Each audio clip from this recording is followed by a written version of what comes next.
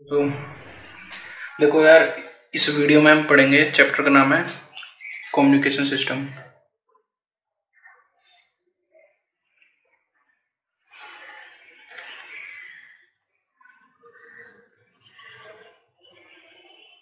ठीक है, तो यार सबसे पहला आता है इसका इंट्रोडक्शन। ठीक है, तो इंट्रोडक्शन में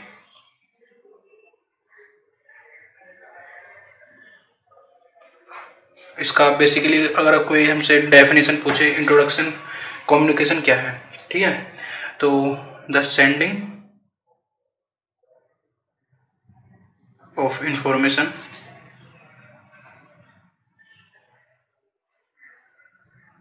from one place to another place is called communication system।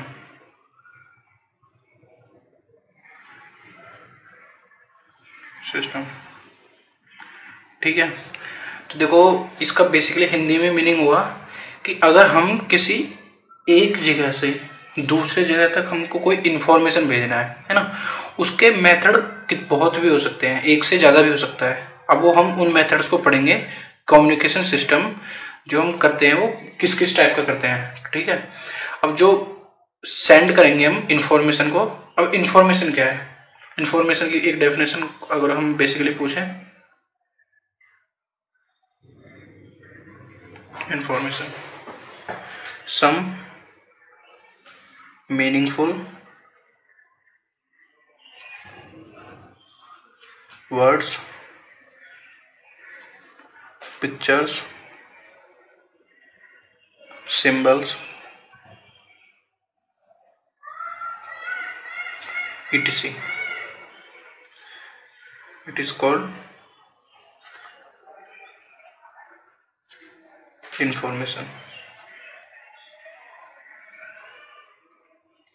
इसका मीनिंग हुआ कि जैसे भी कोई भी चीज़ है जिसमें कोई किसी भी चीज़ का सेंस क्रिएट होता हो, मतलब मीनिंग हो किसी भी चीज़ का, तो वो इंफॉर्मेशन है ना। अब आते हैं एलिमेंट्स ऑफ, देखो यार मैं एनसीईआरटी के टॉपिक पॉइंट टू पॉइंट पढ़ाऊंगा, तो बिल्कुल यार वैसे ये चैप्टर ज़्यादा बड़ा नहीं है ना, तो जितनी भी देर की वीडियो है कंप्लीट देखना है ना, कंप्लीट, क्योंकि मैं A to Z CBSE pattern के अकॉर्डिंग सारे जितने भी पॉइंट है सारे कवर करा दूंगा। ठीक है, बस वीडियो कहीं पर भी ऐसा ना हो कि यार आपका ध्यान हट जाए, मेरा ध्यान हट जाए, कंटिन्यूस बस देखते रहो वीडियो को। ठीक है, और जो भी मैं लिख रहा हूँ उसको अपने हाथों से एक बार लिखते रहो, आराम से समझ में आ जाएगा, गारंटी है मेरी। ठीक है, लंबी वीडियो बनेगी, कोई बात नहीं, कोई पैसे नहीं लिए जा रहे यार।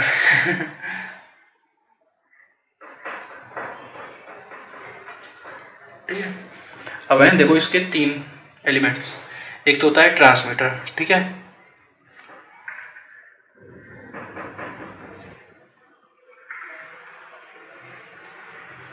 सेकंड होता है मीडियम, अब इन्हों को समझाऊंगा मैं आपको, रिसीवर। ठीक है, देखो जो ट्रांसमीटर है वो किसी इंफॉर्मेशन को किसी भी कोड में कन्वर्ट करेगा। ठीक है, और वो उस मीडियम के थ्रू एक जगह से दूसरी जगह पर मीडियम में उसको ट्रैवल करा देगा। ठीक है, ट्रांसमीटर वो अब अलग अलग मेथड्स होंगे, कैसे कैसे वो हमको पढ़ने होंगे इसी चैप्टर के अंदर। और रिसीवर जो होगा वो सोर्स के पास होगा, जो यूज़र होगा उस इंफॉर्मेशन का। ठीक है, अब हम उसको ब्लॉक डायग्राम के अकॉर्डिंग समझेंगे। देखो अब यार चैप्टर होता है यहाँ से स्टार्ट ठीक से। ठीक है, और इस चैप्टर में यार 2 या 3 चीज़ है इंपॉर्टेंट जो समझने की है। एक तो सबसे पहला ब्लॉक डायग्राम, और दूसरा डेफिनेशन, और तीसरा इसके 2 या 3 डेरिवेशन है, बस उन्हें समझ लेना, पेपर में इन 3 चीज़ों से बाहर नहीं आएगा। और आजकल यार CBSE ने एक नई चीज़ इंक्लूड करा दी है इस चीज़ में, उसका नाम है, कुछ एडिशनल टॉपिक्स हैं वो भी चलो मैं लास्ट में पढ़ाऊँगा, जैसे कि GPS और इंटरनेट टेलीफोनी, क्योंकि वो भी कम्युनिकेशन में आता है। ठीक है, तो उसको भी पढ़ेंगे हम लास्ट में, ठीक है। ब्लॉक डायग्राम,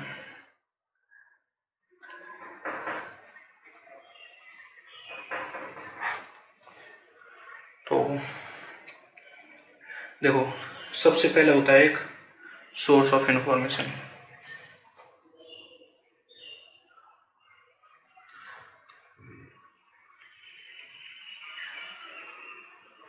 ठीक है। अब सोर्स ऑफ इंफॉर्मेशन से ट्रांसमीटर जो होगा वो उस इंफॉर्मेशन को ट्रांसमिट कर देगा एक मीडियम में, ठीक है। अब मीडियम क्या होगा, वो हमारा एटमॉस्फेयर होगा, जो कि एयर होगी या स्पेस होगा, ठीक है। अब होता है एक रिसीवर,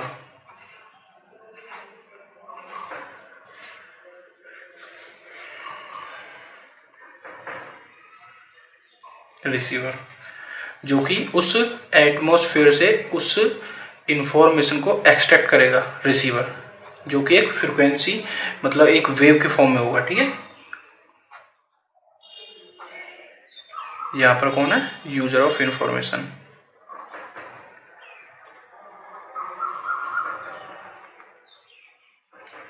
ठीक है। अब देखो जैसे कि ये एक कंप्लीट ब्लॉक डायग्राम हुआ है किसी का कम्युनिकेशन का बेसिक, तो इसमें जब यहाँ पे ट्रांसमीटर से रिसीवर तक हम भेजते हैं किसमें, एटमॉस्फेयर के थ्रू, तो यार यहाँ पे कुछ सिग्नल आ जाते हैं अब उसमें एक चीज़ मिक्स हो जाती है, उसको कहते हैं नॉइस। अब इसकी डेफिनेशन क्या होता है, बेसिकली यार ये होता है अनवांटेड सिग्नल, जो मतलब जैसे कि तुम कभी रेडियो या एफएम सुनते होगे, तो उसमें हम किसी म्यूजिक को सुनना चाह रहे हैं, तो जैसे ही भी कभी कभी आपने सुना होगा, तो उसमें एक चैटरिंग की भी साउंड होता है, जो मतलब झिलमिल से कुछ ऐसा कुछ साउंड अजीब सा होता है, जैसे कि तुम्हें सुना ही होगा। तो वो जो होता है वो नॉइस होता है, मतलब एक तरीके से एडिशनल साउंड जो कि हम नहीं चाहते, अनवांटेड साउंड। तो उसकी डेफिनेशन अब हम पढ़ने हैं, ठीक है। तो अब चलता है यहाँ से चैप्टर ठीक से स्टार्ट। देखो अब आता है बेसिक मोड्स ऑफ कम्युनिकेशन।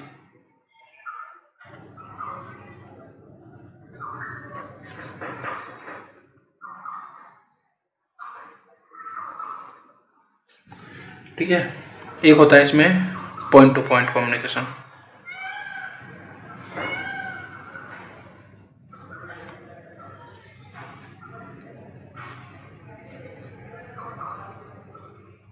ठीक है।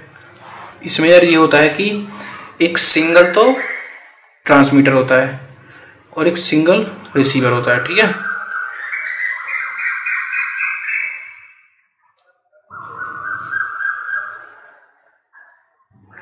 और ये हो गया पॉइंट टू पॉइंट कम्युनिकेशन, मतलब एक पॉइंट से हम दूसरे पॉइंट तक इंफॉर्मेशन को शेयर कर रहे हैं। तो पॉइंट कितने हैं, एक पॉइंट से दूसरे पॉइंट तक सिर्फ, तो ये हो गया पॉइंट टू पॉइंट कम्युनिकेशन। एक होता है ब्रॉडकास्ट कम्युनिकेशन,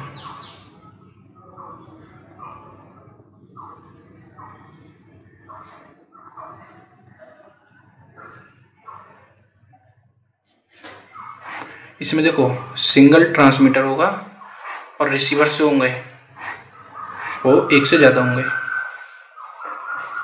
ठीक है। यहाँ पे ट्रांसमीटर रिसीवर, समझ गए ना। ब्रॉडकास्ट मतलब एक किसी चैनल को ब्रॉडकास्ट कर देंगे यहाँ पर, और वो रिसीवर जो होंगे वो एक से ज़्यादा होंगे। अब आ गया, अब यार कुछ डेफिनेशंस हैं जो इस चैप्टर्स में पूछी जाती हैं, है ना। बस उन चीज़ों को ध्यान से पढ़ना, ठीक है। सबसे पहली डेफिनेशन देखो, इसमें डेफिनेशन पूछी जाएगी या ब्लॉक डायग्राम पूछा जाएगा या एक या दो डेरिवेशन है उनमें से एक पूछा जाएगा, उससे अलग कुछ नहीं पूछ सकते, मैं गारंटी दे रहा हूँ इस चीज़ की, ठीक है। तो अब सीधा डायरेक्ट डेफिनेशंस हैं और इनको रट लेना बिल्कुल, ठीक है। और यार वो तो आपका ही फ़ायदा होगा, मेरा थोड़ी ना कुछ फ़ायदा होगा, तो इसलिए कह रहा हूँ घोट लेना बिल्कुल, ठीक है। transducer. It is a device which converts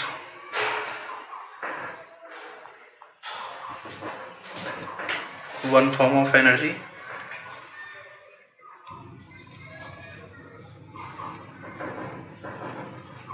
into another form of energy.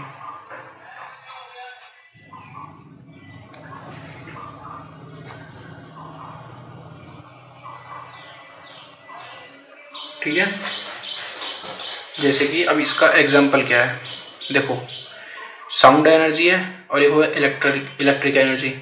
तो जो माइक्रोफोन होता है, माइक्रोफोन जो फ़ोन के अंदर होता है, उस साउंड वेव को इलेक्ट्रिकल फॉर्म में कन्वर्ट कर देता है। तो उसने क्या किया कि साउंड वेव को, ठीक है, कन्वर्ट कर दिया एक इलेक्ट्रिकल एनर्जी में, साउंड एनर्जी को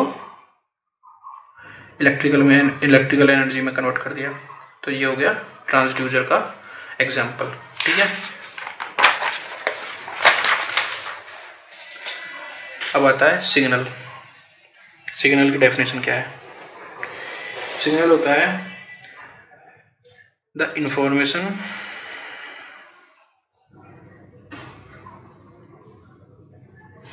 कन्वर्टेड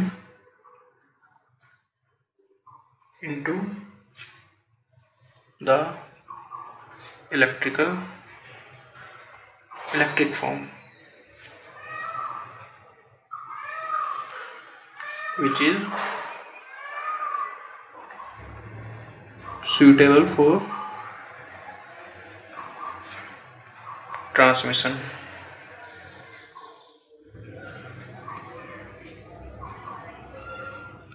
Is called signal. इसका मीनिंग ये हुआ कि कोई भी ऐसी इंफॉर्मेशन को हम एक इलेक्ट्रिकल फॉर्म में कन्वर्ट कर रहे हैं तो वो सिग्नल है। ठीक है, जैसे कि यार अब आजकल जैसे आप सुनते हो कि जो वीडियो है वो, जैसे कि अब आप इस वीडियो को देख रहे हो तो ये कोई ऐसा तो है नहीं कि आपके फ़ोन में कोई सॉलिड फॉर्म में आई है, तो ये पर्टिकुलर किसी वेव के थ्रू आई है आपके फ़ोन तक, जो कि ये रेडियो वेव्स आजकल मोबाइल नेटवर्क्स में होती हैं। तो ये सिग्नल के फॉर्म में आ रहा है। ठीक है, और सिग्नल होता है एनालॉग, ये ओल्ड मेथड है एनालॉग, और दूसरा होता है डिजिटल। ठीक है, अब इनों की डेफिनेशन मैं आपको बता देता हूँ कि जो एनालॉग सिग्नल होता है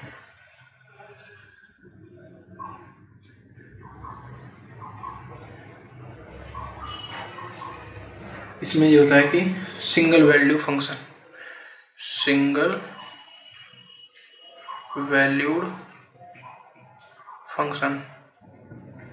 इसका मीनिंग ये हुआ कि एक टाइम पर सिंगल वैल्यू फंक्शन मतलब एक टाइम पर एक ही वैल्यू होगी उस सिग्नल के अंदर, एक टाइम पर एक ही वैल्यू होगी, है ना। जैसे कि एक ग्राफ देखो आप, ये कोई सिग्नल है वो ऐसे करके जा रहा है। ठीक है, तो देखो किसी टाइम पर एक ही वैल्यू है, एक सिंगल टाइम पर एक ही वैल्यू है, एक सिंगल टाइम पर एक ही वैल्यू है, एक सिंगल टाइम पर एक ही वैल्यू है। तो ये जो इसका मीनिंग हुआ कि एक इंस्टेंट पर एक पर्टिकुलर वैल्यू है। ठीक है, तो अब एक होता है डिजिटल सिग्नल।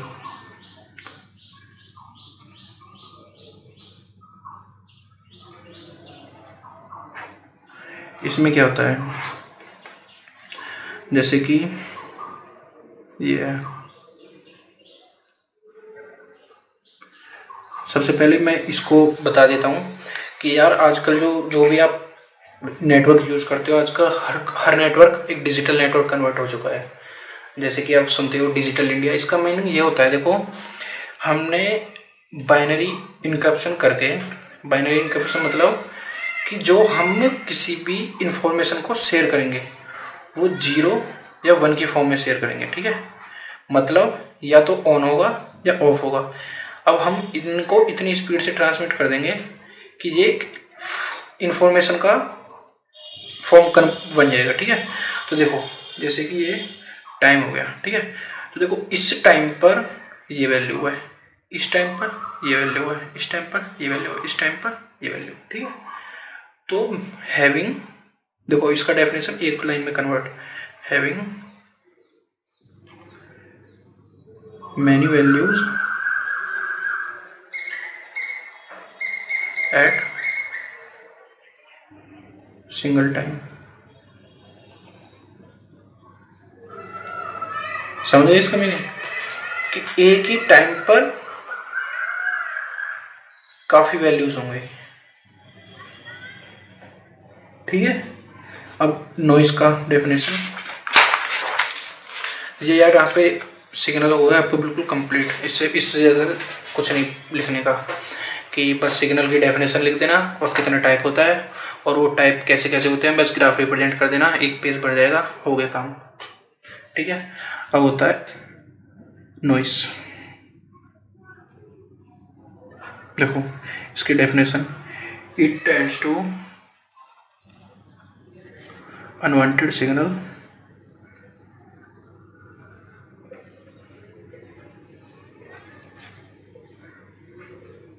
और disturbance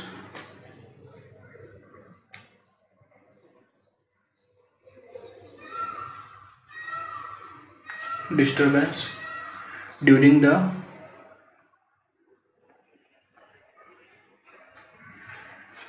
propagation of wave, ठीक है। इसका मीनिंग ये हुआ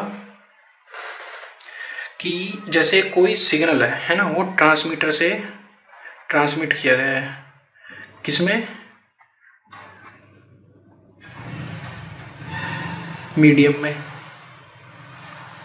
तो यार इसमें कुछ अनवांटेड सिग्नल इंड्यूस हो जाते हैं, मतलब जैसे कि कोई एडिशनल वॉइस जो कि हमने ट्रांसमिट नहीं की, वो इस मीडियम की वजह से आई है यहाँ पर, तो वो जब रिसीवर तक पहुँचेगी तो बिल्कुल जैसे यहाँ से ट्रांसमिट की गई थी, ठीक है, वो ऐसी रिसीवर तक नहीं पहुँचती, तो उसमें कुछ अनवांटेड सिग्नल भी मिक्स हो जाता है, जो कि एक तरीके से नॉइस होता है, जो कि मतलब हम नेटवर्क में चाहते नहीं है, वो आ जाता है, ठीक है।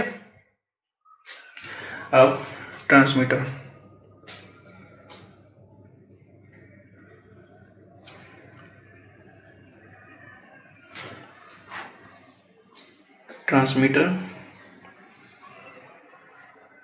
देखो यार मैं जैसे जैसे लिख रहा हूँ तुम्हारे वैसे वैसे समझ में आता रहेगा, बस ठीक से बस सुनते रहो यार, ठीक है, अपना कंटिन्यूटी को मत ब्रेक करना।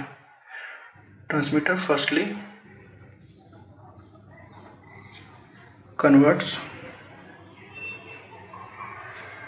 The information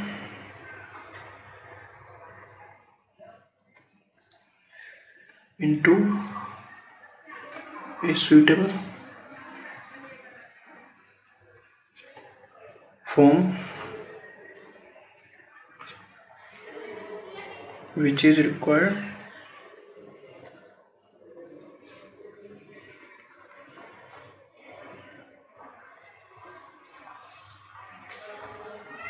in suitable form,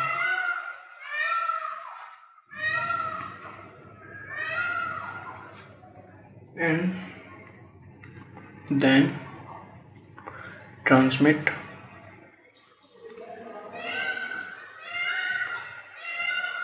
to the receiver। देखो यार इसका मीनिंग ये हुआ कि ट्रांसमीटर एक ऐसा डिवाइस है जो कि इंफॉर्मेशन को एक सुइटेबल फॉर्म में कन्वर्ट करेगा, ठीक है। सुइटेबल फॉर्म मतलब एक पर्टिकुलर, उसको कैसे बताऊं, जैसे कि अपने जो उसमें जिस एक ऐसी फॉर्म में कन्वर्ट करेगा जो कि वो वहां तक रिसीवर तक उसको पहुंचा पाए, एक सुइटेबल फॉर्म को, ठीक है। वो कैसी हो सकता है, एक फाइल में कन्वर्ट कर सकता है उसको, एक पिक्चर में कन्वर्ट कर सकता है, एक इमेज में कन्वर्ट कर सकता है, एक वीडियो में कन्वर्ट कर सकता है, एक ऑडियो में कन्वर्ट कर सकता है, ठीक है। ट्रांसमीटर अपनी जो इन्फॉर्मेशन को एक स्पेशल फॉर्म में कन्वर्ट करके उसको रिसीवर तक पहुंचाना होता है, तो वो एक सुइटेबल फॉर्म में कन्वर्ट कर लेता है, ठीक है। ये होगी ट्रांसमीटर की डेफिनेशन। अब आता है रिसीवर। यार देखो एनसीईआरटी के टॉपिक वाइज पढ़ा रहा हूँ, तो एवरीथिंग इज इम्पोर्टेंट, ठीक है। रिसीवर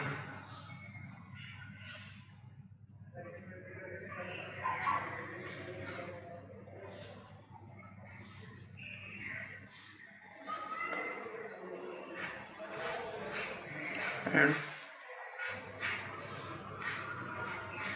extract the information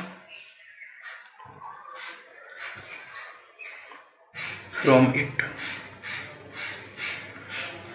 मतलब रिसीवर जो है, जो सिग्नल ट्रांसमीटर ने ट्रांसमिट किया है, ठीक है, वो एक अनडिजायर्ड फॉर्म है। मतलब वो एक सिंपली ऐसा नहीं है कि कोई सॉलिड फॉर्म में यहाँ से ट्रांसमिट कर दिया और यहाँ तक पहुँचा दिया और उसने पकड़ लिया, ऐसा कुछ नहीं होता। तो जैसे ही वो वहाँ से ट्रांसमिट करेगा, वो रिसीवर में एक यूनिक फॉर्म में आएगा, ठीक है, और उसको वो एक्सट्रैक्ट करता है, ठीक है, अपने सुटेबल फॉर्म में, कि उसको यूजर ऑफ इंफॉर्मेशन जो है उसको कैसे उसी इंफॉर्मेशन को दे पाए जो सोर्स ऑफ इंफॉर्मेशन में इंफॉर्मेशन थी, ठीक है। वो जो वर्क कर रहा है वो है रिसीवर, ठीक है। अभी होता है attenuation.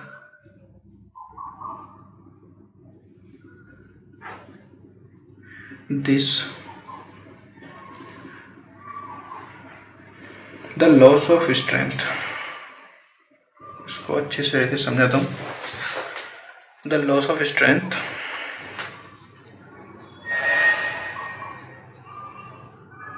Of a signal while propagating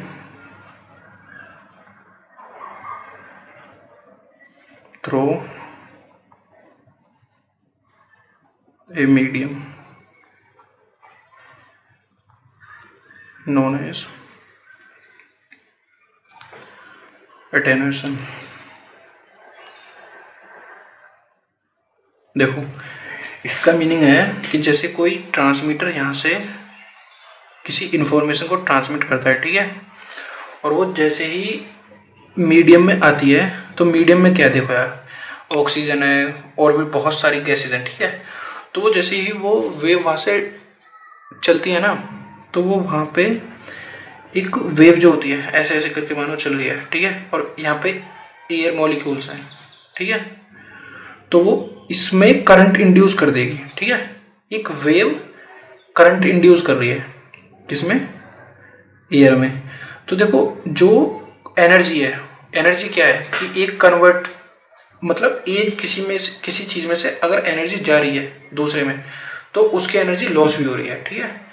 तो जो सिग्नल यहाँ पे स्ट्रेंथ के साथ होता है ना, वो यहाँ पर सफिशिएंट स्ट्रेंथ के साथ नहीं पहुँच पाता, ठीक है। उसका जितना भी स्ट्रेंथ यहाँ पे था वो यहाँ पे नहीं हमको अचीव हो पाता, तो वो कहाँ पे चला जाता है, जो यहाँ पे एटमॉस्फेरिक पार्टिकल होते हैं उनमें करंट इंड्यूस हो जाता है, ठीक है।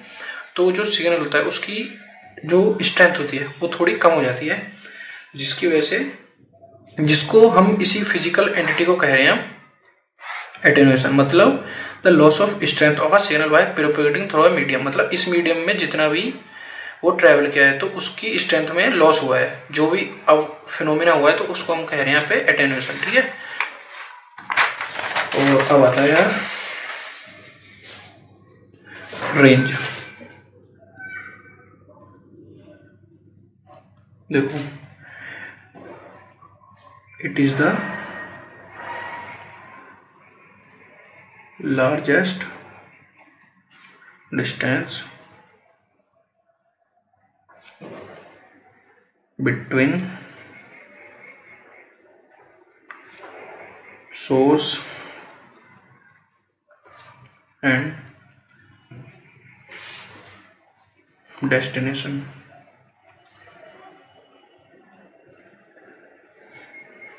up to which signal can be received with sufficient strength। इसका मीनिंग ये हुआ कि जैसे ही हम ट्रांसमीटर से कोई इंफॉर्मेशन ट्रांसमिट कर रहे हैं, है ना, और एक रेंज है, ठीक है। तो मानो कि यहाँ पे आके वो सिग्नल यहाँ से यहाँ तक हमको ट्रांसमिट करना है, ठीक है। तो हम देख रहे हैं कि वहाँ तक यार वो ट्रांसमिट नहीं कर पा रहा जहाँ पे हमको चाहिए, ठीक है। तो जो हमको सफिशिएंट स्ट्रेंथ मिल रही है, तो हमको इस पॉइंट तक मिल रही है सिर्फ, ठीक है। तो उसकी रेंज जहाँ तक, रेंज का मीनिंग ये हुआ कि जहाँ तक सिग्नल जो है हमें सफिशिएंट स्ट्रेंथ के साथ मिल जाए, मतलब जितना हमको चाहिए सिग्नल की वैल्यू उतना हमको मिल रहा है जिस डिस्टेंस तक, तो वो तो रेंज है, ठीक है। और उसके बाद का जो है वो तो एडिशनल डिस्टेंस है, उसका कुछ काम ही नहीं है, क्योंकि वो तो इन्फिनिटी भी हो सकता है, मतलब largest distance up to which signal can be receive with sufficient strength, मतलब जिस डिस्टेंस पर सफिशिएंट स्ट्रेंथ के साथ हमको वो सिग्नल रिसीव हो जाए, उसी को हम कहेंगे रेंज, ठीक है। बैंडविड्थ। Next topic. यार ये जो डेफिनेशन लिखवा रहा हूँ ना, सच्ची में बहुत इंपॉर्टेंट है, पढ़ ही लेना। द फ्रीक्वेंसी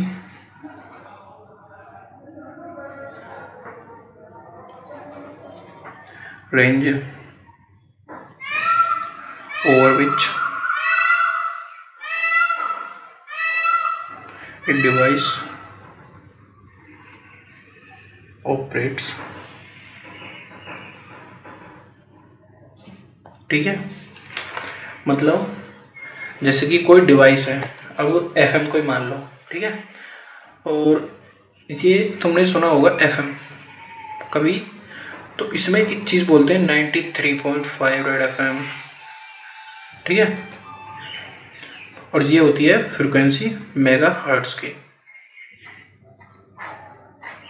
तो इसका मीनिंग क्या हुआ, बैंडविड्थ जो होती है यार वो ये होता है कि कोई FM डिवाइस है, ठीक है, ये जो डिवाइस है ये इतनी फ्रीक्वेंसी से तो नीचे पे नहीं चलेगा, मतलब इतनी फ्रीक्वेंसी तो इसको मिनिमम चाहिए, और इस फ्रीक्वेंसी से ज़्यादा वैल्यू भी इसको नहीं चाहिए।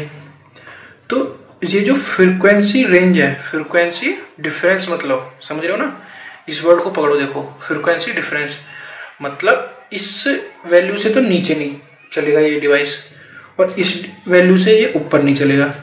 तो इसी चीज़ को हम कह रहे हैं फ्रीक्वेंसी डिफरेंस को ही मतलब बैंडविड्थ। मतलब जैसे कि अब हम सुनते हैं FM, तो यार इसका होता है कि ये 88 मेगाहर्ट्ज से तो नीचे नहीं जाएगा, ठीक है, और 108 megahertz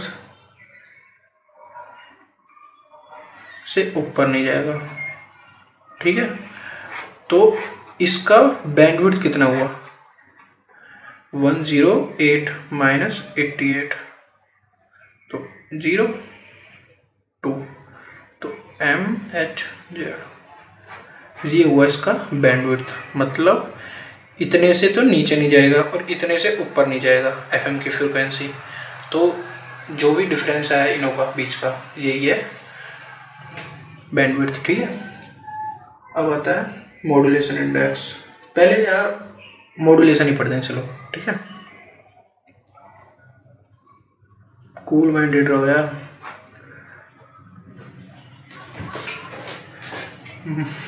Modulation is a process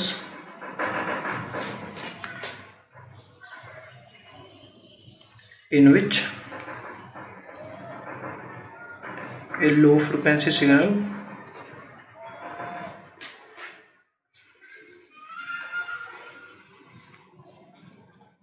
is superposed on high frequency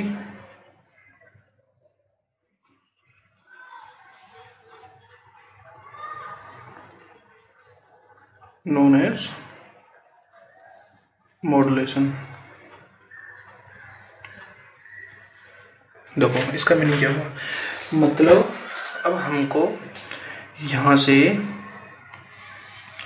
यहाँ तक कोई इन्फॉर्मेशन भेजनी है, ठीक है।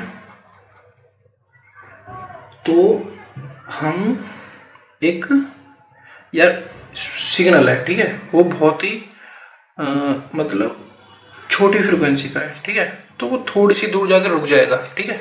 तो उसका यार एटोनेशन तो आप समझ चुके हो ना, मतलब बहुत ज़्यादा हो जाएगा कि वो सिग्नल यहाँ से कुल यहाँ तक ही पहुँच पाएगा और अपनी सारी स्ट्रेंथ लॉस कर देगा, ठीक है।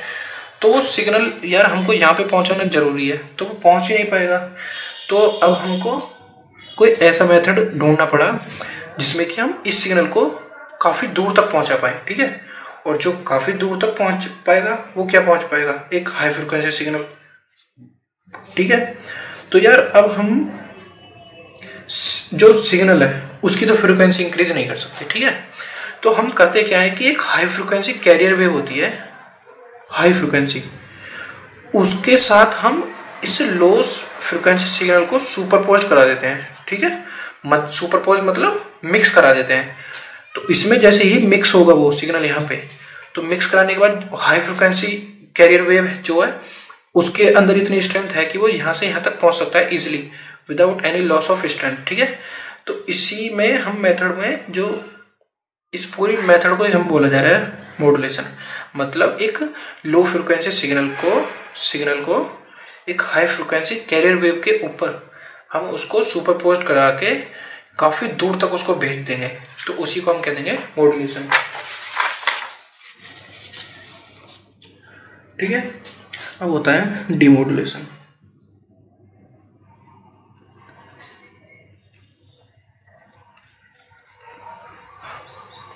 देखो, it is the reverse process of modulation in which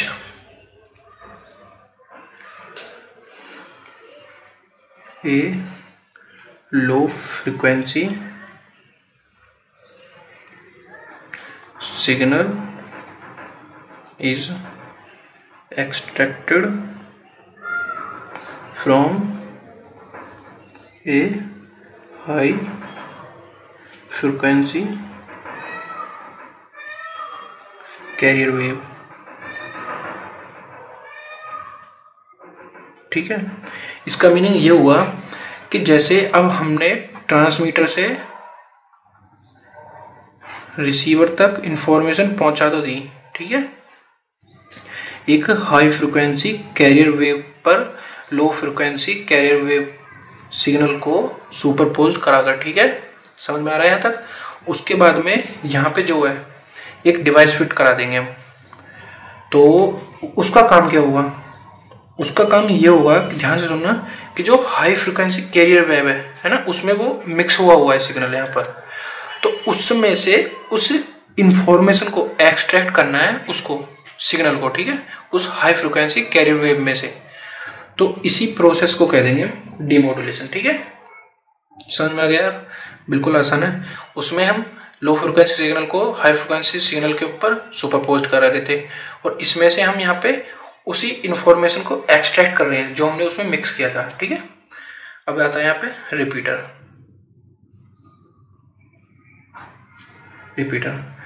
it is the combination of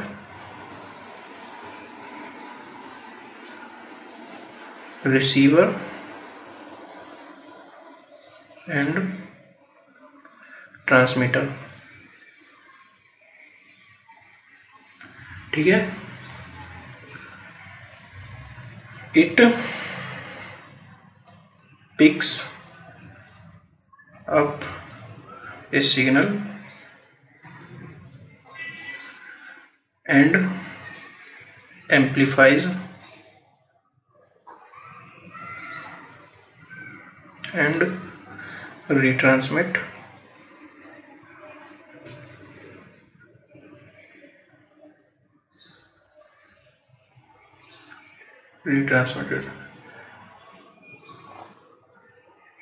है ना। और it is use to increase the range of a signal. देखो इसका ध्यान से सुनना मीनिंग। रिपीटर यार ऐसा होता है कि अब चलो तुम्हें एक प्रैक्टिकली एग्जांपल से समझाता हूँ, ठीक है, जो आजकल की लाइफ में होता भी है। जैसे यार कोई पहाड़ी इलाका है, ठीक है, तो यार कोई यहाँ पर है, हमको इन्फॉर्मेशन, हमारे पास इन्फॉर्मेशन इस प्लेस पर है ना, और हमको इन्फॉर्मेशन चाहिए इस प्लेस पर, ठीक है। तो यार देखो कोई भी वेव ऐसी तो है नहीं जो किसी कर्व पाथ पर ट्रेवल करे, ठीक है। वेव या तो बिल्कुल ही सीधी चलती है आजकल की जो वेव है, ठीक है, ऐसे चलेगी, ऐसे चलेगी, ऐसे चलेगी। और देखो यहाँ पे आ गया पहाड़, तो ये तो इसको वेव को वहीं के वहीं पर उसकी स्ट्रेंथ लॉस कर देगा या वेव वहीं पर रुक जाएगी, ठीक है, समझ गए। तो देखो होता क्या है रिपीटर्स का काम। एक रिपीटर हमने यहाँ पे इंस्टॉल कर दिया, ठीक है, एक रिपीटर यहाँ पे इंस्टॉल कर दिया, एक रिपीटर हमने यहाँ पे इंस्टॉल कर दिया, है ना। तो देखो यहाँ से स्ट्रेट लाइन में ट्रेवल करी वेव, यहाँ से स्ट्रेट लाइन में, यहाँ से स्ट्रेट लाइन में, यहाँ से स्ट्रेट लाइन में। तो देखो हमने क्या करा, हमने इसकी रेंज को बढ़ा दिया, ठीक है। सिग्नल यहाँ तक पहुँच पा रहा था सफिशिएंट स्ट्रेंथ के साथ, लेकिन अब वो यहाँ तक पहुँच पा रहा है तो किसकी हेल्प से, ये किस चीज़ का वर्क कर रहे हैं, ये एक रिपीटर का वर्क कर रहे हैं कि सिग्नल को रिसीव करते हैं, है ना, और ट्रांसमिट करने से पहले, पिछले वाली वीडियो में पढ़ी, ट्रांसमिट करने से पहले उसके सिग्नल को थोड़ा एम्पलीफाई कर देते हैं। जैसे कि वो सिग्नल जैसे यहाँ पर मिलेगा हमको, तो उसकी स्ट्रेंथ थोड़ी सी तो लॉस होगी, तो वो दोबारा उसको एम्पलीफाई करेगा और रीट्रांसमिट कर देगा दूसरे रिपीटर के पास, प्रोसेस। तो ये हुआ है रिपीटर का work of increasing the amplitude of a signal is known as amplification.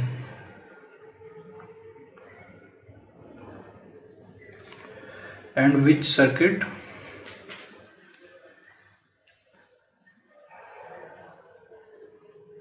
is used to increase the amplitude of a signal is known as amplifier, ठीक है। देखो एम्पलीफिकेशन मतलब जैसे कि हम किसी कोई एक ऐसी ट्रिक जिसकी वजह से हम किसी सिग्नल का एम्पलीट्यूड इंक्रीज कर दें, तो वो एम्पलीफिकेशन कहला जाएगा, ठीक है।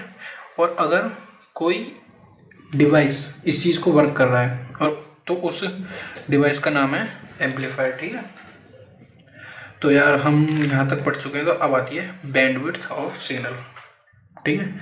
अब यहाँ से थोड़ा इंपॉर्टेंट टॉपिक स्टार्ट है, ये 5-5 नंबर के 2-2 नंबर में पूछ ले जाते हैं, इंपॉर्टेंट है, ठीक है। बैंडविड्थ ऑफ सिग्नल, देखो जैसे कि मैं तुम्हें बता ही चुका हूँ कि जैसे कि हमको कोई सिग्नल ट्रांसमिट करना है, ठीक है, तो वो किसी पर्टिकुलर खास फ्रिक्वेंसी के बीच में ही ट्रांसमिट किया जाएगा। जैसे कि अब हम वॉइस को ट्रांसमिट कर रहे हैं, ठीक है, वॉइस इन द सेंस, देखो एक होता है वॉइस और एक होता है म्यूजिक। और इसमें इन दोनों में डिफरेंस ये होता है कि जैसे वॉइस है तो उसमें खाली हम एक सिंगल ह्यूमन वॉइस होगी, ठीक है। और अगर हम कह रहे हैं म्यूजिक, तो उसमें म्यूजिक में ये होगा कि ह्यूमन वॉइस भी होगी और उसमें इंस्ट्रूमेंटल वॉइस भी होगी, तो ये हो जाता है हमारा म्यूजिक, ठीक है। तो देखो इसका वॉइस का जो फ्रिक्वेंसी रेंज है ये है 300 हर्ट्ज से लेके 300 हर्ट्ज, ठीक है। मतलब इस फ्रिक्वेंसी से नीचे पे नहीं जाएगा और इस फ्रिक्वेंसी से ऊपर पे नहीं जाएगा ये वॉइस सिग्नल जो है। तो इन दोनों का बैंडविड्थ कैसे फाइंड करेंगे,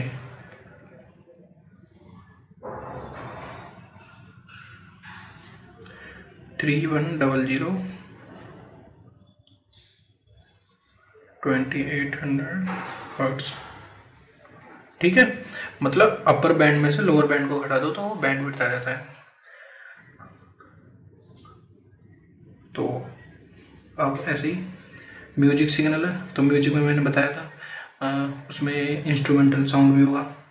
तो म्यूजिकल बैंड, अब देखो मैं डायरेक्ट कुछ बैंड विड्थ लिख रहा हूँ, जैसे मैं वॉइस के लिख चुका हूँ इतने, तो अब मैं पर्टिकुलर कुछ वॉइस मतलब सिग्नल्स के लिख रहा हूँ, तो उनको याद कर लेना, इम्पोर्टेंट। ठीक है, अब आता है म्यूजिक।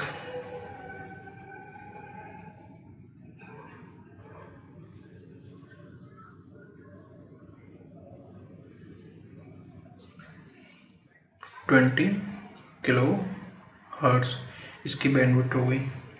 अब आ गया वीडियो।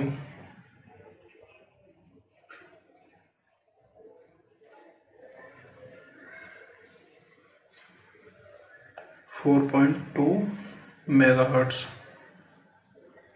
ठीक है, अब देखो वीडियो क्वालिटी है ना, लेकिन इसमें ऑडियो नहीं है। ठीक है, वीडियो मतलब टीवी पे खाली प्रोजेक्ट की जा रही है, तो उसकी उसकी बैंडविड्थ है। और अगर हम जैसे कि चैनल देखते हैं किसी को भी, तो आजकल के टीवी में क्या है, वॉइस भी आती है और हमको वीडियो भी आती है, तो दोनों का मिक्सिंग होकर जो आता है ना टीवी में, जैसे वीडियो प्लस ऑडियो। तो इस ये जो टेलीविजन पे होता है जैसे कि, तो ये आता है 6 मेगाहर्ट्ज की फ्रिक्वेंसी के बैंडविड्थ पर। ठीक है, और अब आता है कुछ मतलब जो बहुत हाई ट्रांसमिशन के लिए यूज किया जाता है, तो वो होता है जैसे कि ऑप्टिक फाइबर।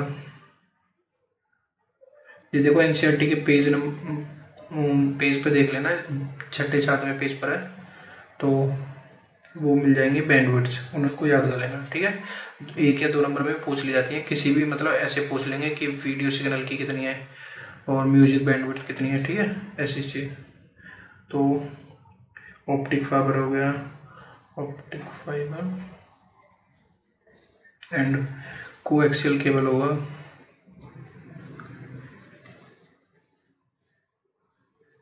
ठीक है, तो कोएक्सियल केबल की जो बैंडविड्थ है वो है 750 mHz। और जो अब है ऑप्टिक फाइबर का है 1 टेराहर्ट्ज। 1 terahertz to 1000 terahertz. ठीक है, तो जैसे कि दोस्तों मैं बता रहा हूँ कि एनसीईआरटी का पेज नंबर है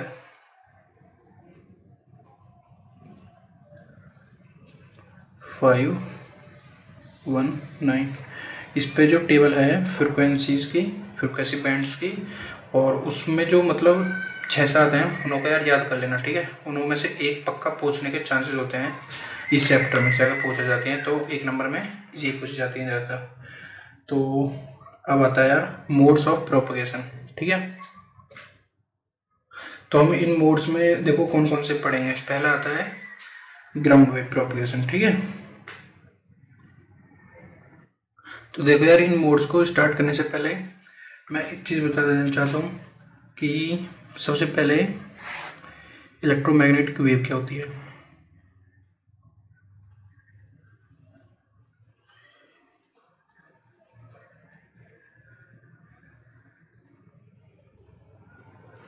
देखो जैसे कोई चार्ज रखा है, ठीक है ना, तो वो किसी फ्रिक्वेंसी के साथ ऑसिलेट करा दिया जाए। ठीक है, ऑसिलेट मतलब किसी मतलब अपनी पोजीशन को रिपीट करे after fix interval of time. ठीक है, तो जो इस चार्ज की फ्रिक्वेंसी होगी, फ्रिक्वेंसी इन द फ्रिक्वेंसी का मतलब है यहाँ पर कि वो 1 सेकंड में कितनी बार अपनी पोजीशन को रिपीट कर रहा है, तो यही हो जाएगी इसकी फ्रिक्वेंसी। तो ये जो फ्रिक्वेंसी होगी, इसी फ्रिक्वेंसी की एक वेव जनरेट हो जाएगी वहाँ से।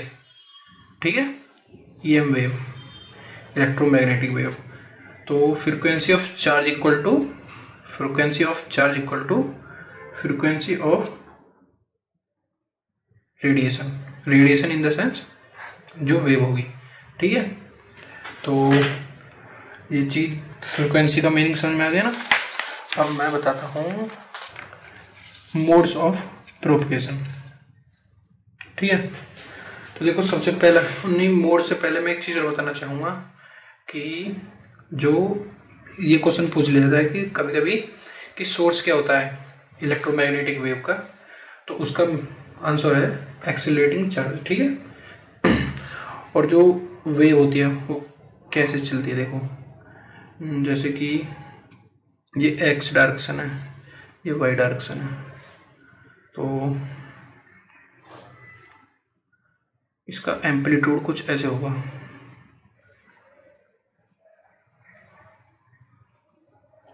ठीक है।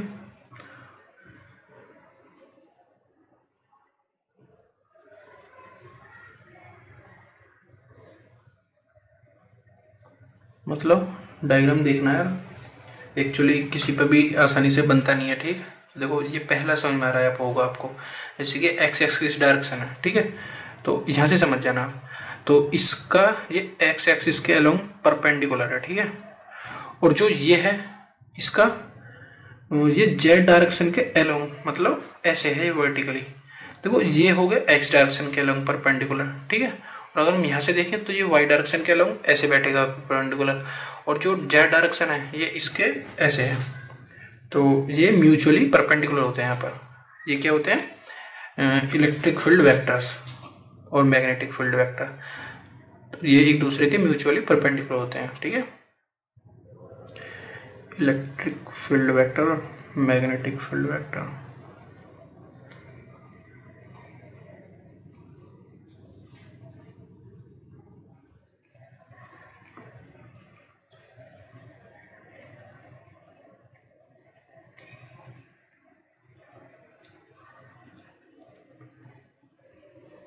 ठीक है। अब देखो, अब स्टार्ट करते हैं मोड्स ऑफ प्रोपगेशन।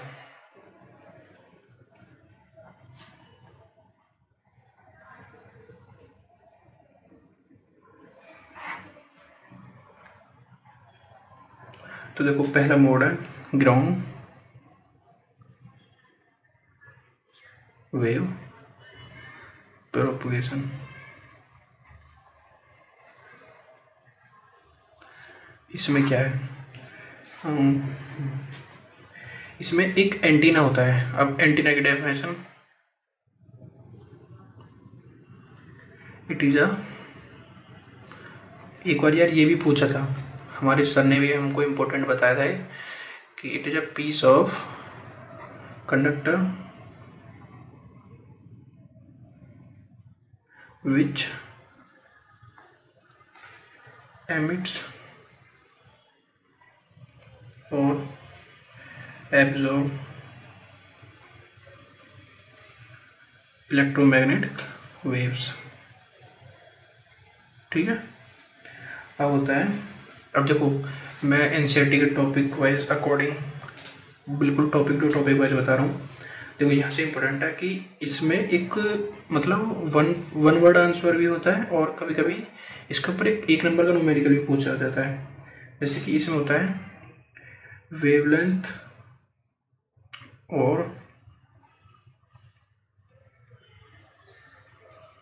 और size of antenna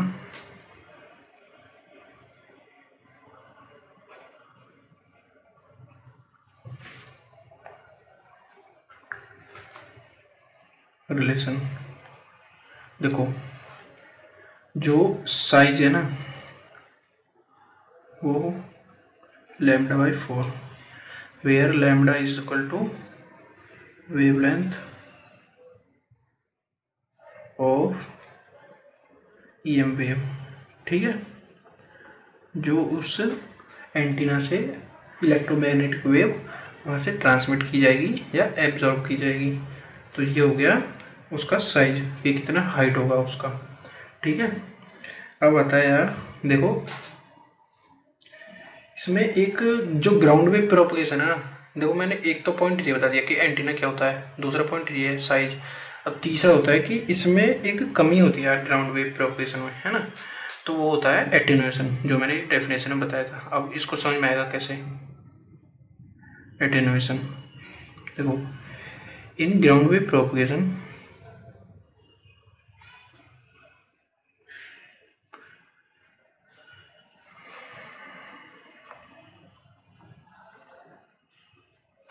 the wave glides over the surface of earth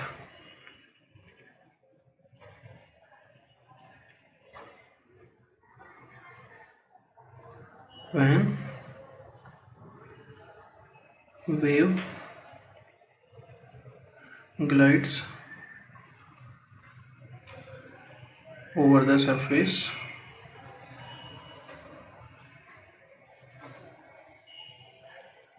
it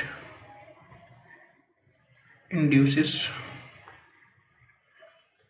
a current and wave is attenuated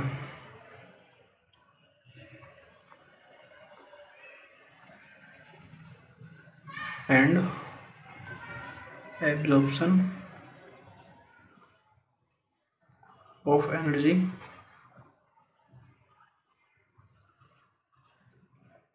by earth।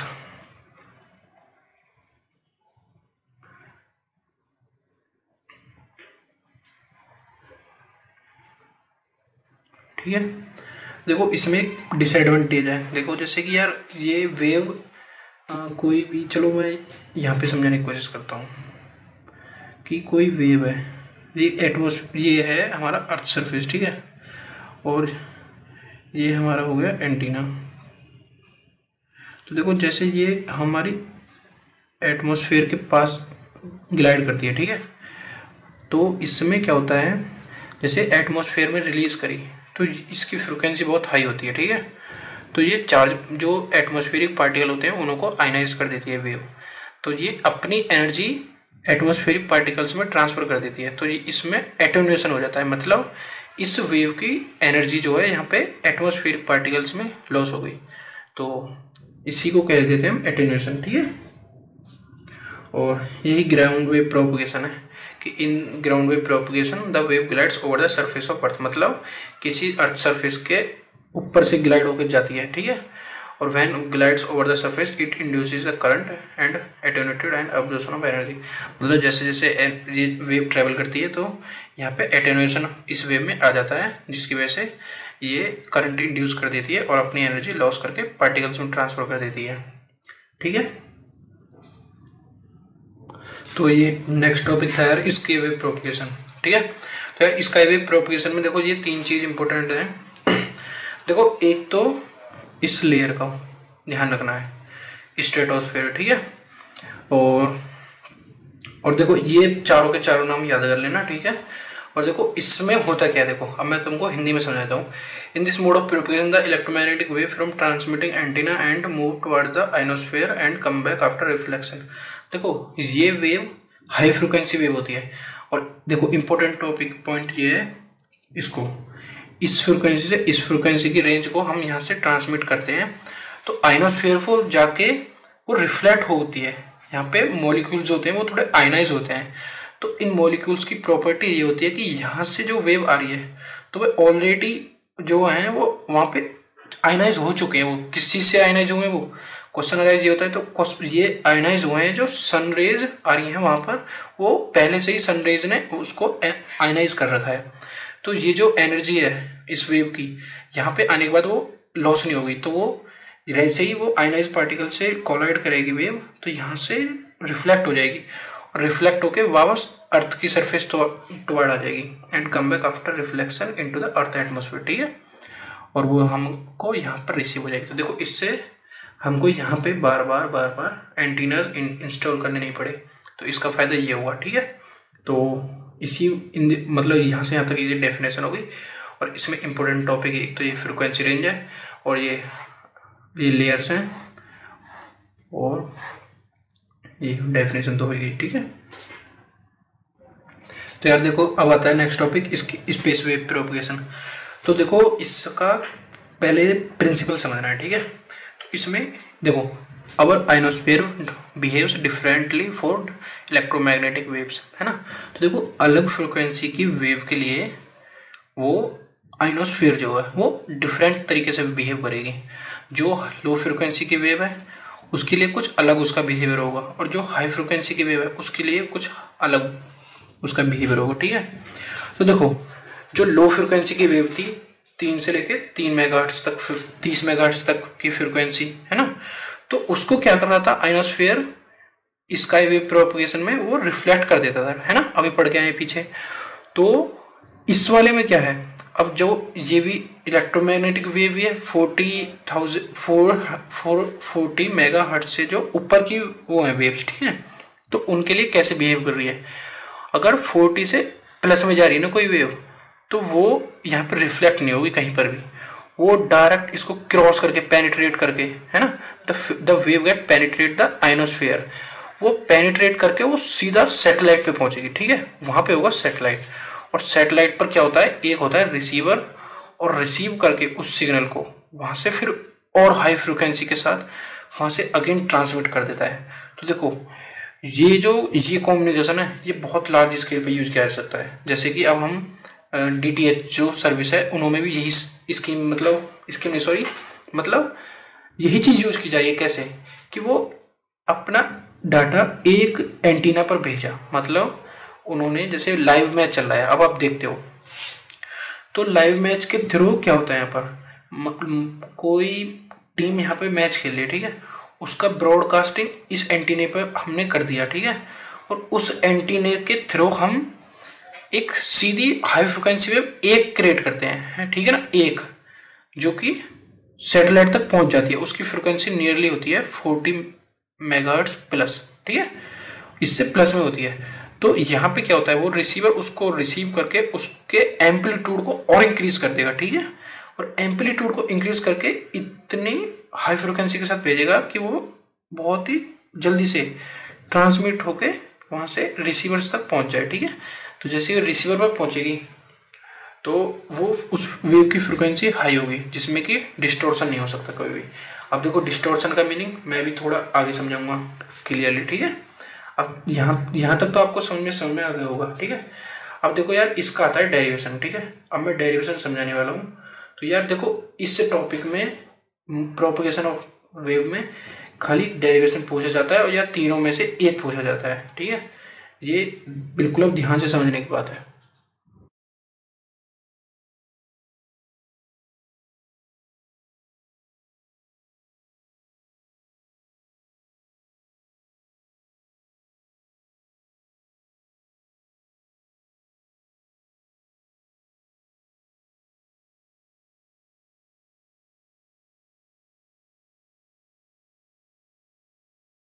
तो यार देखो इस वाले में डेरिवेशन कैसे करते हैं, ठीक है। तो देखो ये अर्थ सरफेस है, ठीक है, ये वाला, है ना, और यहाँ पर ये ट्रांसमिटिंग एंटीना है जिसकी हाइट h, ठीक है, और ये P पॉइंट हो गया।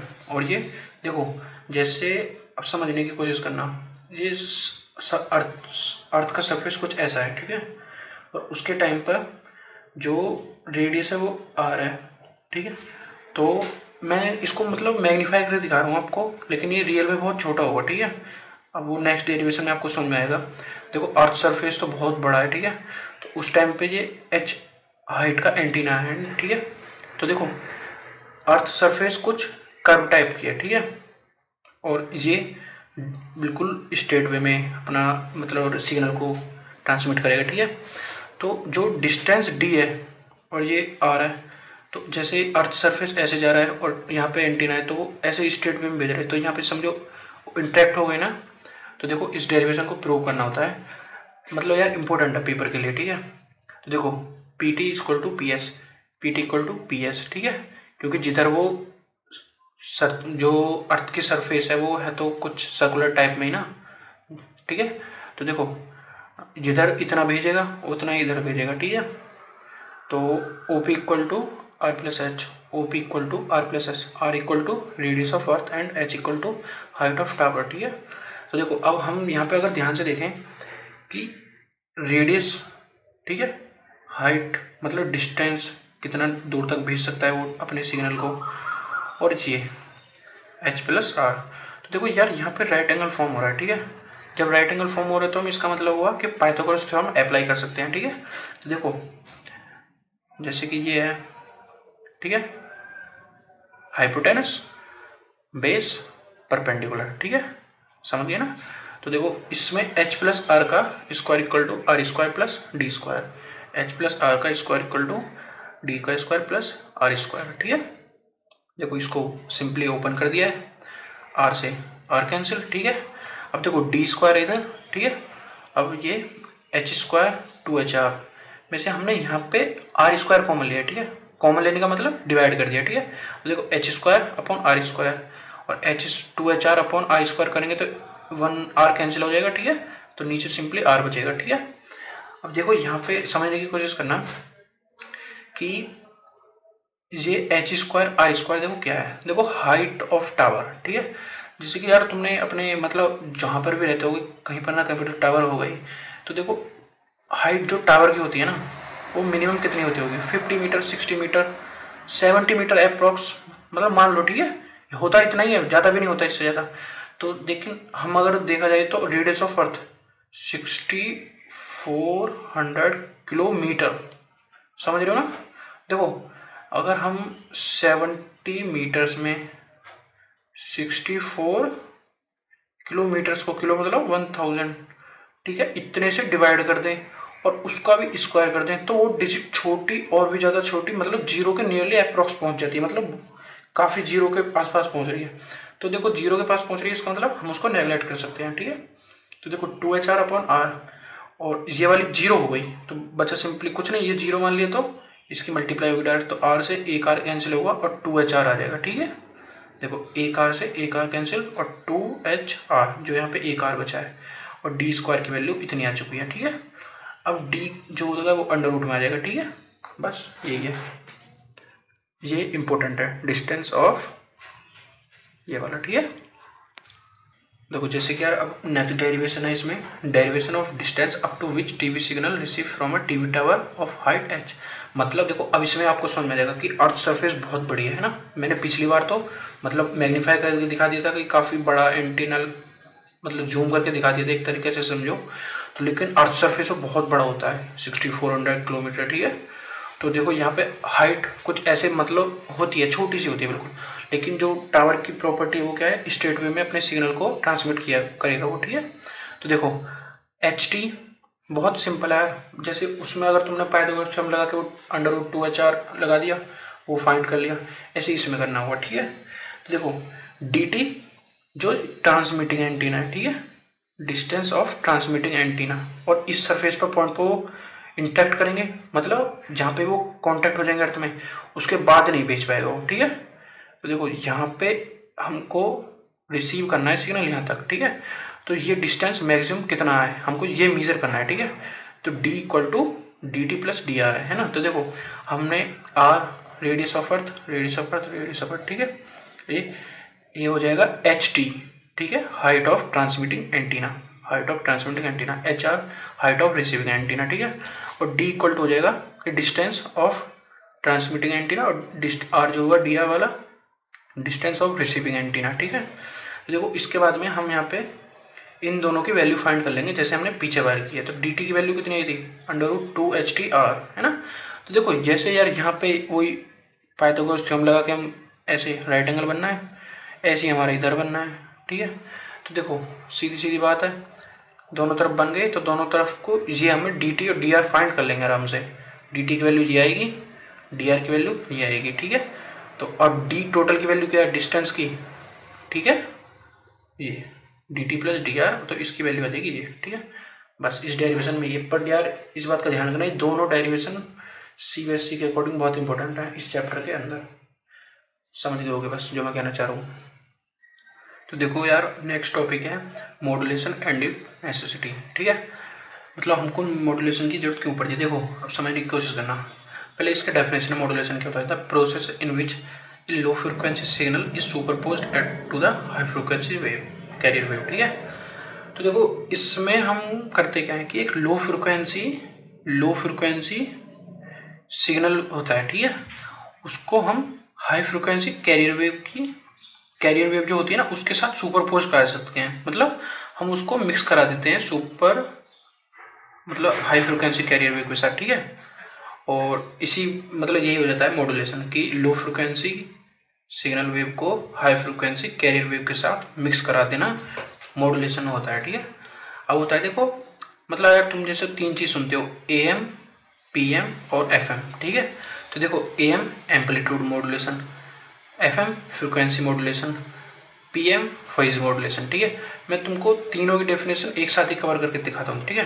तुम एक साथ याद हो जाएगी आपकी, कोई टेंशन लेने वाली बात नहीं है, ठीक है।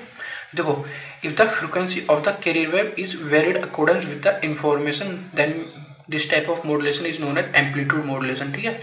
मतलब अगर कैरियर वेव की फ्रीक्वेंसी या कैरियर वेव का एम्पलीट्यूड या कैरियर वेव का फेज, मतलब देखो अगर एम्पलीट्यूड कैरियर वेव का सिग्नल के अकॉर्डिंग वेरी हो रहा है तो एम्पलीट्यूड मॉड्यूलेशन, और अगर कैरियर वेव की फ्रीक्वेंसी मैसेज के अकॉर्डिंग वेरी हो रही है तो फ्रीक्वेंसी मॉड्यूलेशन, और अगर कैरियर वेव का फेज मैसेज सिग्नल के अकॉर्डिंग वेरी हो रहा है तो वो फेज मॉड्यूलेशन, ठीक है।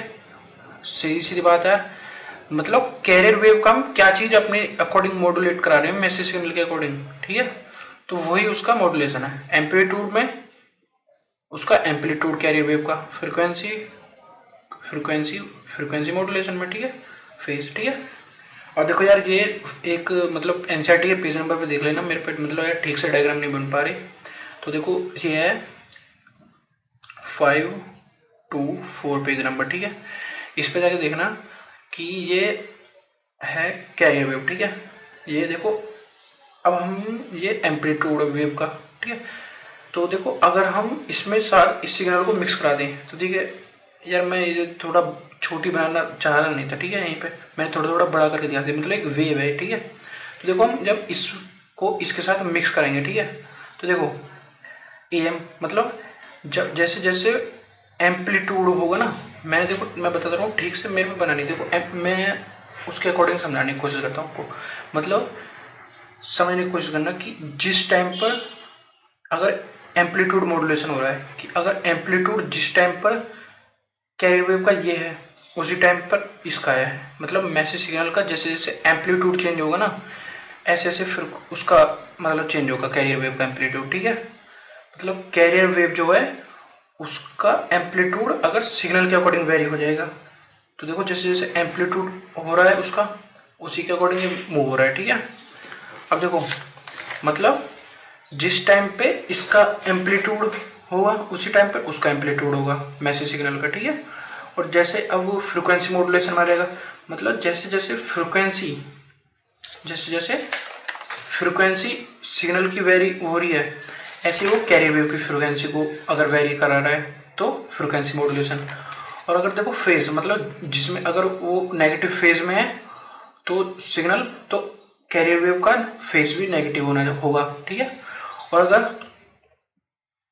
पॉजिटिव फेज है तो उसका भी पॉजिटिव फेज हो जाए, तो ये समझ लेना फेज मॉड्यूलेशन है। मतलब जौन से फेज में आएगा सिग्नल उसी में कैरियर वेव भी आ जाएगी, तो समझ लेना कि यही है फेज मॉड्यूलेशन। जैसे जैसे फ्रिक्वेंसी वेरी होगी ऐसे ऐसे अगर कैरियर वेव की फ्रिक्वेंसी मूव हो जाए तो समझ लेना फ्रिक्वेंसी मॉड्यूलेशन, ठीक है। बस यार इंपॉर्टेंट है, याद करने की ट्राई करना। देखो अब दोस्तों टॉपिक आता है साइज ऑफ एंटीना, ठीक है। देखो अगर हमें बेटर कम्युनिकेशन करना है ना, ठीक है, तो हमें साइज एंटीना का कुछ मेंटेन करके रखना होता है, ठीक है ना। ऐसा भी नहीं है कि हम अपनी मर्जी के अकॉर्डिंग ही जितना चाहे उतना कर सकते हैं। देखो यार टावर की भी कोई लिमिट ही तो होगी, कि मानो कि 70 मीटर बना दिया हमने, 50 मीटर्स का हाइट खड़े कर दिया, ठीक है। उससे ज़्यादा मतलब समझ रहे हो ना कि मतलब यार कुछ भी इकोनॉमिक कंडीशन आ सकती है, या मतलब जैसे कि यार हवा चलने लगी तेज तो वो गिर सकता है, मतलब कुछ भी ऐसी कंडीशन जिसकी वजह से हम किसी लिमिट तक हम साइज को इंक्रीज कर सकते हैं, ठीक है। उसके बाद में हमको देखो अब आता है साइज ऑफ एंटीना, उसका फॉर्मूला है मिनिमम साइज, ठीक है, λ/4, ठीक है। अब देखो अब होता है इसमें देखो कभी कभी क्वेश्चन ऐसे पूछ लिए जाते हैं कि हमको फ्रिक्वेंसी दे देंगे, ठीक है, कि इतनी फ्रिक्वेंसी है, अब बताओ हमको कैसे ट्रांसमिट किया जाए कि ये वहाँ तक मतलब कितना एंटीना का साइज होना चाहिए, ठीक है। तो देखो फ्रिक्वेंसी से हम वेवलेंथ निकाल लेंगे, क्योंकि सी इक्वल होता है म्यू लैम्डा, ठीक है। लैम्डा फाइंड कर लिया, लैम्डा बाई 4 करके साइज निकालेंगे, ठीक है। अब देखो दूसरी जगह काम आता है effective power radiated by an antenna, ठीक है, कि मतलब उस टावर से हम कितना पावर रेडिएट कर सकते हैं, ठीक है। तो इसका फॉर्मूला होता है एल बाई लैम्डा, ठीक है। तो देखो लैम्डा की वैल्यू कितनी हो जाएगी, सी ओवर म्यू, और देखो जब सी ओवर म्यू रखेंगे तो सी नीचे और म्यू ऊपर चला जाएगा, ठीक है। तो पावर जो डायरेक्टली प्रोपोर्शनल हो जाएगी किसकी हो जाएगी, म्यू की, मतलब फ्रिक्वेंसी। मतलब इसके क्या लॉजिक समझ में आता है आपको कि पावर जो है हम कैसे इंक्रीज कर सकते हैं, अगर हम किसी फ्रिक्वेंसी कैरियर मतलब किसी वेव की फ्रिक्वेंसी को इंक्रीज कर देंगे। समझने की कोशिश करना कि अगर हम किसी पावर को बढ़ाना चाहते हैं सिग्नल की को, तो हमको उसकी फ्रिक्वेंसी इंक्रीज कर देनी है, तो पावर ऑटोमेटिकली इंक्रीज हो जाएगी, ठीक है। तो देखो यही दो फायदे हुए, एक तो पावर कर दिया हमने इंक्रीज, और देखो जैसे जैसे पावर इंक्रीज होगा और हम फ्रिक्वेंसी चेंज अलग अलग टाइप की मतलब फ्रिक्वेंसी रिलीज कर देंगे, तो हम किस चीज़ से बच सकते हैं, क्योंकि देखो अगर ये फ्रिक्वेंसी है कोई, ये फ्रिक्वेंसी है कोई, तो ये दोनों मिक्स कब होंगे, जब इनों की फ्रिक्वेंसी सेम होगी, मतलब तो जब हम फ्रिक्वेंसी को डिफर कर सकते हैं तो हम किस चीज़ से बच सकते हैं, मिक्सिंग कम, मतलब हम चैनल जो है वो मिक्स नहीं हो पाएंगे, ठीक है। सिग्नल जो अपना अलग जा रहा है वो अलग ही जाएगा, ठीक है, वो एक दूसरे से मिक्स नहीं हो सकता। तो ये दो इनों के फायदे हैं, ठीक है, मॉड्यूलेशन के। बस यहाँ पे इसको उतार लेना, समझने की कोशिश तो कर ही लिया आपने। देखो दोस्तों अब हम पढ़ेंगे एम्पलीट्यूड मॉड्यूलेशन, ठीक है।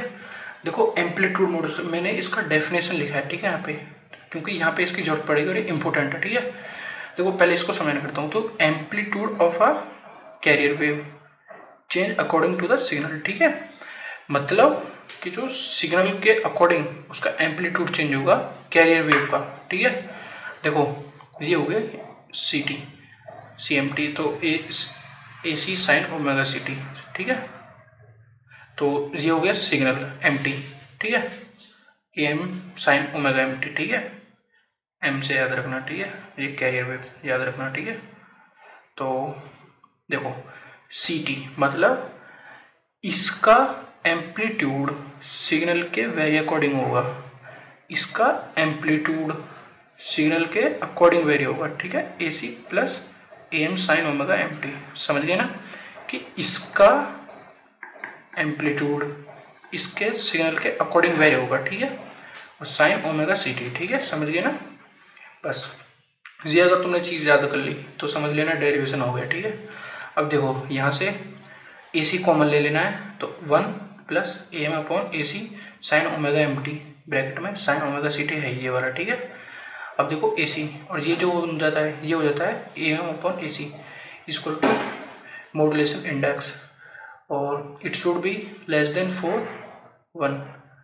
1 फॉर बेटर कम्युनिकेशन, ठीक है, कि अगर हमको बेटर कम्युनिकेशन करना है तो ये 1 से कम होनी चाहिए इसकी वैल्यू, है ना, और इसकी कोई यूनिट नहीं होती क्योंकि एम्पलीट्यूड से एम्पलीट्यूड कैंसिल हो जाएगा, यूनिट कोई नहीं होगी, ठीक है, इट्स अ रेशो, ठीक है।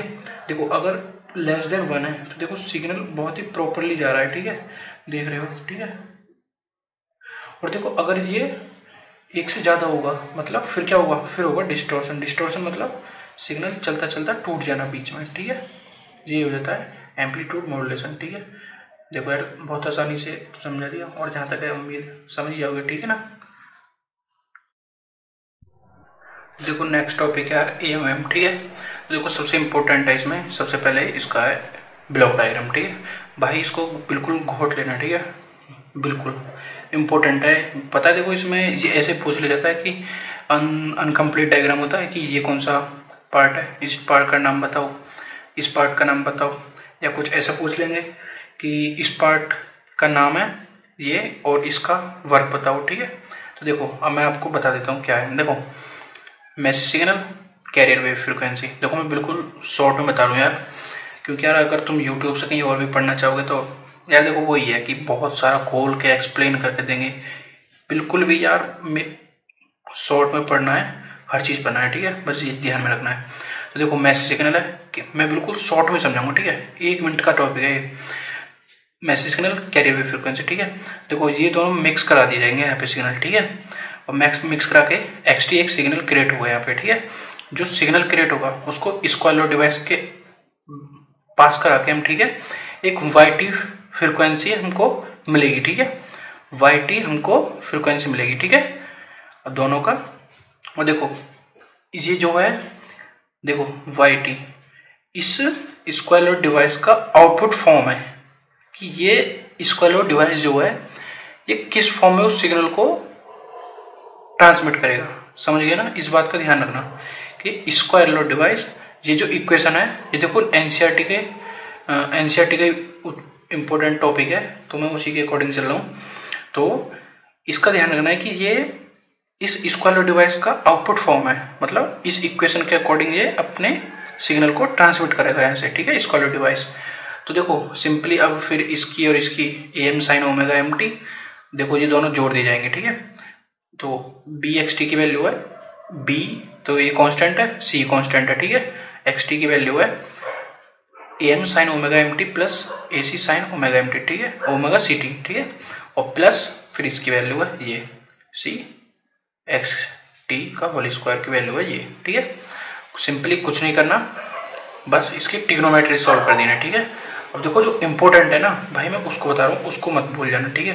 देखो इसमें से निकलती हैं मेनली, मतलब 5 फ्रिक्वेंसी तो ये क्रॉस हो जाती है इसमें से, बैंड पास फिल्टर में से, ठीक है।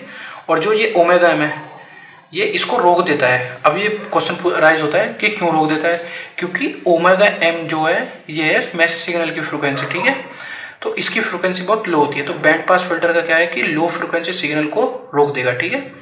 अब आता है, देखो मतलब यार ये चीज़ इंपॉर्टेंट है, डेरिवेशन, कौन कौन सी फ्रिक्वेंसी और रोका है तो किसने रोका है और क्यों रोका है, ठीक है, रीजन बता चुका हूँ 1 मिनट के अंदर, ठीक है।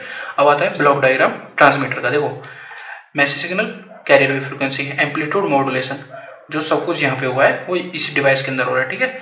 AM वेव प्रोड्यूस हो गई, AM वेव प्रोड्यूस हो गई, ठीक है, यहाँ तक बिल्कुल सिंपल है। अब आते देखो पावर एम्पलीफायर, है ना।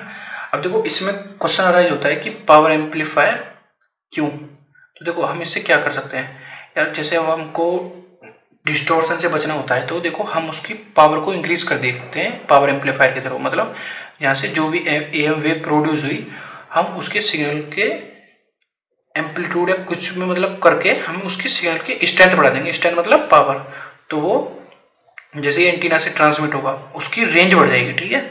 तो पावर एम्पलीफायर का वर्क ये है, ठीक है। अब आता है देखो रिसीवर का, देखो ट्रांसमिट कर दिया, एनवायरनमेंट में चला गया, ठीक है, अब वो घूम रहा है, चल रहा है, ठीक है। तो देखो चलने के बाद वो रिसीविंग एंटीना तक पहुंचेगा, ठीक है। फिर आता है एम्पलीफायर, जो एम्पलीफायर है उस सिग्नल को रिसीव करेगा और एम्पलीफाई करेगा, रिसीव, समझिए। देखो एम्पलीफाई मतलब यहाँ तक पहुँचते में उसमें कुछ नॉइस भी मिक्स हो जाती है और भी कुछ मतलब प्रॉब्लम्स आ जाती है उस सिग्नल में, तो एम्पलीफायर क्या करेगा, उस जितना भी उसकी स्ट्रेंथ लॉस हुई है एनवायरनमेंट के थ्रू, ट्रांसमिटिंग के थ्रू, जैसे कि वो बताया था मैंने एटेन्यूएशन, कि उसमें करंट जनरेट हो जाता है वेव के अंदर, वेव करंट जनरेट कर देती है, तो वो क्या होता है कि एनर्जी कंजर्वेशन के लॉ के अकॉर्डिंग वो एनर्जी ट्रांसमिट की जाती है वहाँ पर। तो फिर आता है एम्पलीफायर के बाद में IF स्टेज, तो देखो यहाँ पे इसने जितनी भी स्ट्रेंथ लॉस हुई एम्पलीफायर ने दोबारा से स्ट्रेंथ को सिग्नल को दे दिया, फिर वो सफिशिएंट स्ट्रेंथ के साथ यहाँ से ट्रांसमिट होता है। फिर आता है IF स्टेज, देखो इसका फंक्शन एक बार मैं बता रहा हूँ, ध्यान से सुनने ना, इट लोअर्स द फ्रिक्वेंसी, समझ गए कि ये जो हाई फ्रिक्वेंसी कैरियर वेव है ना, इसका फ्रिक्वेंसी को बिल्कुल लो कर देगा, ठीक है, और फिर आ जाएगा डिटेक्टर के पास। अब ये डिटेक्टर का क्या काम होता है, देखो इसमें सेमीकंडक्टर डिवाइस होते हैं जैसे कि रेक्टिफायर, ठीक है। तो देखो इसका वर्क समझना, देखो डिटेक्टर डिटेक्ट कर लेगा लो फ्रिक्वेंसी सिग्नल को, देखो लो फ्रिक्वेंसी हो चुकी है उसकी, है ना, सिग्नल हमको मिल ही चुका है इसके अंदर। फिर हमको क्या करना है, उसके सिग्नल का एम्पलीट्यूड को इंक्रीज कर देंगे, मतलब एम्पलीफायर यूज करके, ठीक है। और देखो जैसे ही हमने एम्पलीट्यूड सफिशिएंट स्ट्रेंथ में पा लिया और फ्रिक्वेंसी जो हमने कैरियर वेव की थी वो जैसे भी हम एम्पलीट्यूड मॉड्यूलेशन करके लाए थे, काफ़ी दूर तक हमने पहुंचा भी दिया वो सिग्नल, और हाई फ्रिक्वेंसी के साथ हमने IF स्टेज की हेल्प से उसकी फ्रिक्वेंसी भी लो कर दी। तो यहाँ पे बचा खाली सिग्नल, ठीक है। और सिग्नल को हम आउटपुट मतलब हमें मिल जाएगा उस सिग्नल आउटपुट फॉर्म में जैसा हमने ट्रांसमिट किया था सिंपली, ठीक है। तो देखो ये उसका ब्लॉक डायग्राम है, ठीक है, एनवेलप डिटेक्टर का। कि देखो जैसे कोई AM इनपुट वेव है, ठीक है, AM इनपुट वेव ऐसे ऐसे वेव है। देखो मैंने बताया था कि एनवेलप डिटेक्टर में सेमीकंडक्टर डिवाइस होता है रेक्टिफायर। तो रेक्टिफायर का एक वर्क देखो एक वर्ड में बताता हूँ कि वो पॉजिटिव को तो अलाउ कर देगा और नेगेटिव को कैंसिल कर देगा। देखो एक वर्ड में ही समझ में आ जाएगा कि पॉजिटिव को तो अलाउड कर रहा है और नेगेटिव को रिमूव कर रहा है, ठीक है। और ये आउटपुट फॉर्म में हमको सिग्नल मिल जाएगा, ठीक है। यहीं पे ये चैप्टर खत्म होता है, ठीक है। अब देखो अगर मेरा जो मानना है ना, देखो ये चैप्टर ऐसा है कि इसमें से ना तो चैप्टर के कोई क्वेश्चन पूछा जाता, ठीक है। जो बीच बीच में इम्पोर्टेंट देखा ना, जो मैंने बोला था कि ये इम्पोर्टेंट है, ये चीज़ समझने की है, वो समझ लिया होगा आपने। और जो चीज़ मैंने बोली है कि इसको बिल्कुल ऐसे कैसे समझ के चुपका लो अपने दिमाग में, मतलब उसको रिवाइज करना है आपको पेपर आने से 10 बार, ठीक है। पेपर आने से 10 बार पहले रिवाइज हो जाना चाहिए। क्योंकि देखो मैं जो स्टडी करा रहा हूँ यार अपने चैनल पर बहुत ही फास्ट तरीके से करा रहा हूँ, ठीक है। कि देखो यार वो ये है कि लॉन्ग प्रोसेस से अगर पढ़ना है तो मेरे चैनल क्या है, पूरी यूट्यूब यार भरा पड़ा है ना। लेकिन तुमको यार स्मार्ट स्टडी करनी है, ठीक है। Smart study in the sense कि सारी चीज़ें करनी है और कुछ चीज़ छोड़नी भी नहीं है और नंबर लाने अच्छे, ठीक है। तो मेरा मोटो बस यही था कि क्योंकि यार अब मैं भी अगर उन्हों की तरह ही बिल्कुल एक एक चीज़ ऐसे लिख लिख के और बिल्कुल ऐसे समझाता तो यार